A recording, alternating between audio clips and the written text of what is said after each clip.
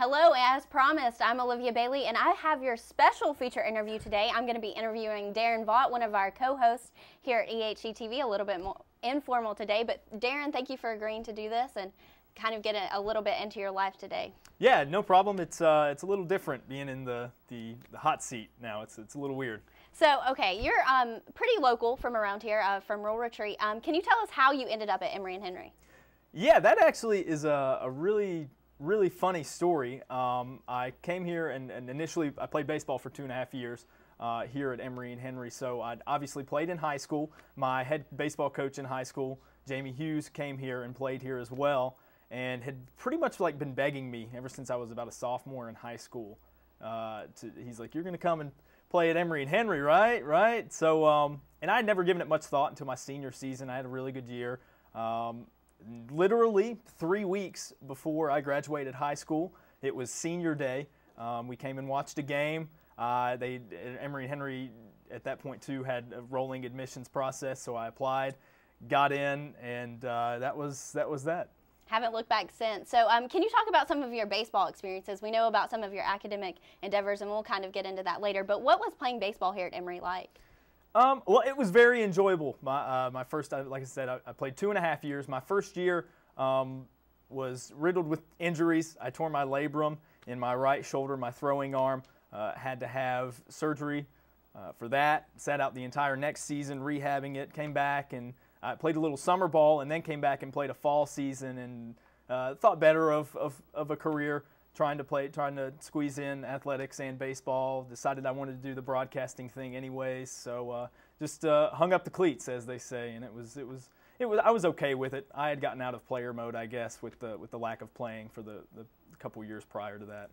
Well, I feel like baseball has been a consistent theme since you've been at Emory and just throughout your entire life. A couple summers ago, well, actually last summer, worked for the Morehead City Marlins as their sports information director, I think is what the title was. You can probably correct me on that. Can you talk about some of the responsibilities that you had in Morehead City and what you did with their baseball program? Yeah, and responsibilities, it was a lot of work, a lot of hours. I was actually the media relations director, which I guess could play as the sort of same thing, a sports information guy.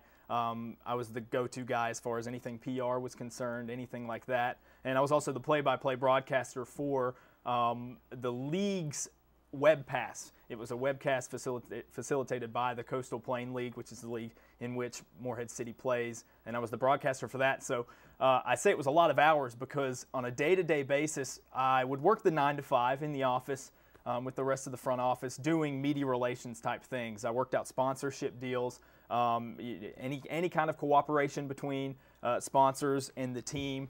I did that, organizing sponsored games, sponsored events. I worked on the media guides, stat packets for game day programs. Anytime Finn, our mascot, was requested for an appearance at a children's birthday party or something, I took care of that too. So then I would get off work, just barely have an hour or two to go grab a bite to eat, and then I would have to go to the stadium and set up for the broadcast, which they were like, "Oh, is the most important part of your job. You have to sound good after working a full day." So it was a thrilling experience. I got to spend the summer on the beach. Did some new things. I'm not the biggest beach person. Not much of a swimmer. I was out on a boat quite frequently over that summer. So made a tinily conquering a sort of a fear and being on the water a lot. It was a great experience. A lot of exposure. And that was your junior summer. So what are some things that you feel like you brought back to Emory for your senior year from that experience? Well, it's funny that you should say that. I've had conversations with some of the other sports commentators for WEHC and the ECAST here at Emory and Henry, and it's easily really shaped me into the sound broadcaster that I am. For the Marlins, they played 40, 50 some games, and I had to call each of them on my own. No color commentator, which with baseball, you really find yourself providing a lot more color commentary as a play-by-play guy anyways.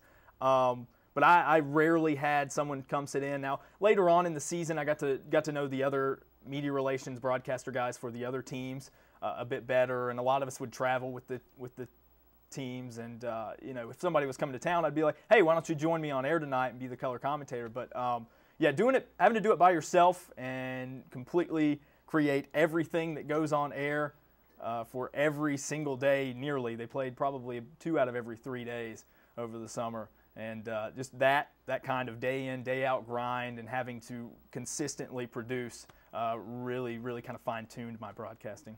And you talked a little bit about the ECast. Some of our viewers may know what that is, but do you want to kind of explain the ECast and what steps you took to really get that on air? Yeah, the ECast it's technically the GoWasps.com ECast, and it's through Ustream.tv. It's a webcast that we're using to broadcast baseball games this spring. We talked about the possibility of a softball game or two, trying to get that on the air this spring. If not, that's surely something to think about for the future. And we tried actually to get it together in the fall, but we're just kind of ran out of time. Obviously, I was taking a full class schedule at the time, so but it was kind of a strung out process, trying to figure out what exactly to do to host a network that's going to facilitate a webcast, and luckily we stumbled upon Ustream.tv, which I used over the summer with the Morehead City Marlins, so that's the only reason I knew about that. So there you go, your last question. That's something else that I carried over. But no, hopefully once I'm gone, they will, you guys or somebody, you guys can broadcast volleyball games, men's and women's soccer, softball next spring. I think it'll be good for exposure of some of the athletic teams here at Emory that might not get it all the time when they deserve it. I know it's certainly helped with baseball. I've gotten numerous compliments from not only parents of Emory and Henry players, but just random community members that say, hey, we just like to listen to sports broadcasts, and we're in the Emory and Henry community, so obviously we support Wasps athletics. So it's nice. It's really nice to get that feedback and know what kind of stamp you're leaving. So we're going to move into a little bit of the leaving process here. You were just recently selected as the senior orator to speak at graduation. So can you tell us what are some of the topics that you're going to be talking about in that? Actually, I'm not quite settled on a theme or something like that yet.